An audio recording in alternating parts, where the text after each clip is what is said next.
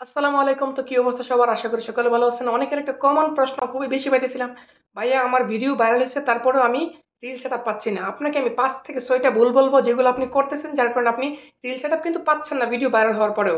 আমার একজন ফ্রেন্ডস, আমি আইডিটা এখানে দিয়ে দিচ্ছি, মাত্র ৪,০০০ মনে ফলোয়ার, এখনো ৫,০০০ ফলোয়ার কমপ্লিট হয় নাই। তার একটা ভিডিও ৫০,০০০ ভিউজ হওয়ার পরে কিন্তু সে রিল সেটআপ পেয়ে গেছে। আমার ফ্রেন্ডস, আমি ওর আইডি দেখাচ্ছি এবং ভালো করে ভিজিট করলে আপনি আইডিও দেখতে পারবেন এবং অ্যাড শো করে দেখতে পারবেন। আজকে আমি দেখাবো কোন কোন ভুলের জন্য আপনি রিল সেটআপ পাচ্ছেন না এবং আপনার ওয়াচ টাইম এবং এঙ্গেজমেন্ট খুব বেশি, তারপর আপনি ইনস্টানেট পাচ্ছেন না, কোনো ধরনের সেটআপই পাচ্ছেন না, শুধু হয়তো স্টার সেটআপ পেয়ে গেছিলেন। তারপরে প্রত্যেকটা ভিডিও অনেক সময় মিলিয়ন চলে যাচ্ছে, কিন্তু তারপরে রিল সেটআপ পাচ্ছেন না। যে ভুলগুলো আপনি করতেছেন আমি সংক্ষিপ্ত তুলে ধরছি সেই ভুলগুলা। সেই ভুলগুলো যদি আপনি সংশোধন করে ফেলেন, আপনি ইনস্ট্যান্ট অ্যাড সহকারে খুব দ্রুত পেয়ে যাবেন। এবং আমার এই ভুলগুলো শুধরে ফেললে কন্টেন্ট পলিসি ইস্যু সুন্দর করে আস্তে করে বিদায় নিবে। তবে প্রথম অবস্থা থেকে আমি শুরু করি কোন কোন ভুলগুলো আমরা সবচেয়ে বেশি করে থাকি। আপনার হয়তো এক থেকে একাধিক পেজ রয়েছে যেগুলোর মধ্যে আপনি প্রোফাইল ব্যবহার করছেন, একই প্রোফাইল অর্থাৎ একই লোকেশনে দাঁড়িয়ে একই টাইমে একটা ফটো তুলে ফেলেছেন এবং দুইটা ফটো তুলছেন একই জায়গায় একই ড্রেসে, সবকিছু এক টাইম এক, এবং দুইটা পেজে দিয়ে দিয়েছেন, তাহলে কিন্তু এটা কপিরাইটের কন্টেন্ট পলিসির ইস্যুর আন্ডারে চলে আসছে। এই জন্য আপনাকে, যদি এরকম করে থাকেন, তাহলে সব জায়গা থেকে ডিলিট করে নতুন করে ফটো আপলোড করবেন। এটা আশা করি বুঝতে পেরেছেন।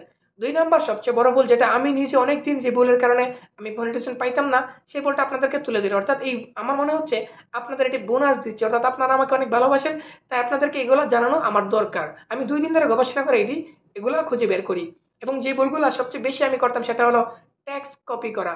আপনারা কি করছেন? ফেসবুকে ঘুরতেছেন, নতুন একটা লেখা দেখছেন খুবই সুন্দর, যে এটা এরকম একটা লেখা, যে এরকম লোকটা বলেছে অনেক সুন্দর একটা লেখা যেটা আমাদের হৃদয়ে আঘাত করে।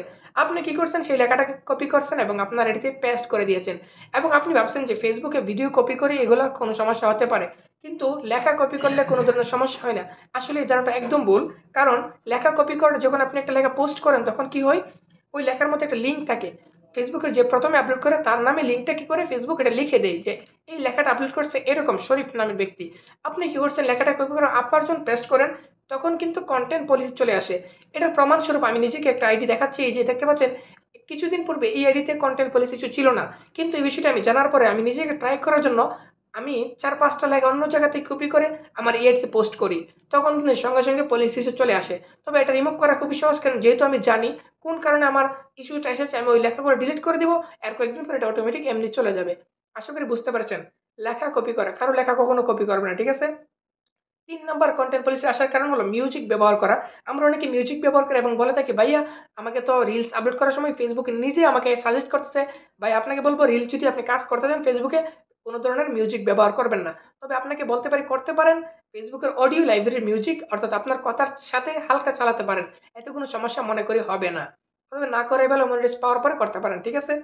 তারপরে আপনার যদি পেজ চালাতে থাকেন, প্রোফাইল হয় তাহলে সমস্যা নাই। কিন্তু পেজ যদি চালান, একটা প্রোফাইলটাকে আপনাকে সতেজ রাখতে হবে। অর্থাৎ প্রোফাইলে যদি কোন ধরনের সমস্যা করে থাকেন এবং কোন ধরনের কপি পেস্ট করে থাকেন, তাহলে কিন্তু পেজের মধ্যেও সেই ইস্যুটা পড়ে থাকে। এজন্য প্রোফাইলটাকে সবসময় ক্লিয়ার রাখবেন। যদি আপনি এরকম হন যে আপনি ২ ধরনের ভিডিও বানান এবং প্রোফাইলে এক ধরনের ভিডিও আপলোড করেন আবার পেজে আপলোড করেন, আপনাকে বলব যেকোনো একটা ভিডিও আপলোড করুন। হয়তো প্রোফাইলে কাজ করুন, নয়তো পেজে কাজ করুন।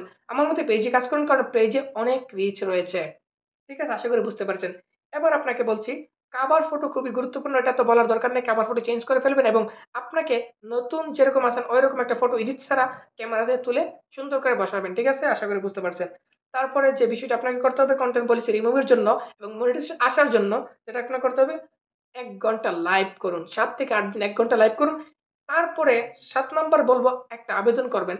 আপনাদের একটা গুরুত্বপূর্ণ কথা বলি যে আমি যে এখানে একটা স্ক্রিনে লেখা দিব, আপনারা কি করবেন? ওই লেখাটা কপি করে সেরে এখনই আবেদন করবেন। তাহলে কিন্তু আপনার আইডিতে অনেক সমস্যা যাবে না। এমনকি আরো সমস্যা বেড়ে যাবে এবং আপনার আইডিতে এমন চলে আসতে পারে। এজন্য আমি যে কাজগুলো বলছি ৬ থেকে ৭ টা কাজ, সেগুলা করার পরেই আবেদনটা করবেন। তাহলে কিন্তু আপনি রিল সেটআপ পাওয়ার আশঙ্কা খুবই বেশি এবং আপনার আইডিতে যদি ইনস্ট্যান্ট রিভিউতে থাকে অথবা কনটেন্ট পলিসি থাকে, সেটাও রিমুভ হয়ে যাবে। ঠিক আছে?